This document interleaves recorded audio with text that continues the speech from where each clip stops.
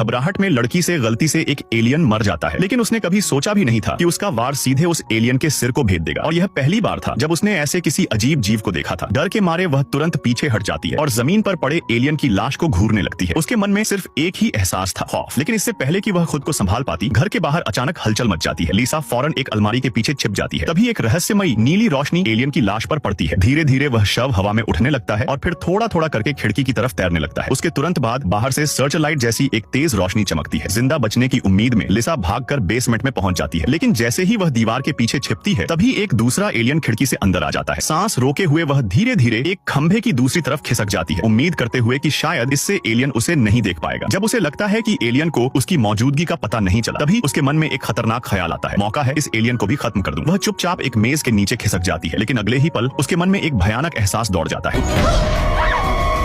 उसी क्षण उसे सच्चाई समझ आती है। वह चीज उससे अनजान नहीं थी, उसे तो उसकी मौजूदगी की परवाह ही नहीं थी। वह सिर्फ उसके साथ खेल रही थी। फिर भी लिसा हिम्मत जुटाकर अपनी रक्षा के लिए एक कैंची उठा लेती है, लेकिन एलियन बस हाथ हिलाता है और कैंची पल भर में उसके हाथ से छिन जाती है। बेबस होकर वह पास रखा एक फोटो एल्बम उठा लेती है, मगर एलियन अपनी टेलीकिनेसिस शक्ति से उसे भी उसके हाथों से खींच लेता है। लेकिन जैसे ही एलियन तस्वीरों में मौजूद इंसानों को देखता है, उसकी आंखों में एक अजीब सा बदलाव दिखाई देता है। मौका देखते ही लिसा ऊपर की मंजिल की ओर भागती है और छिप जाती है। जब एलियन दरवाजा खोलकर अंदर आता है तो वह तुरंत उसे ढूंढना शुरू नहीं करता, बल्कि धीरे धीरे कमरे के खंभों और आसपास की चीजों को देखने लगता है। ऐसा लगता है मानो वह तस्वीरों को समझने की कोशिश कर रहा हो, जैसे किसी बेहद महत्वपूर्ण सुराग की तलाश में हो। जैसे ही एलियन तस्वीरों में पूरी तरह उलझ जाता है, लिसा उस पर पीछे से हमला करने की कोशिश करती है,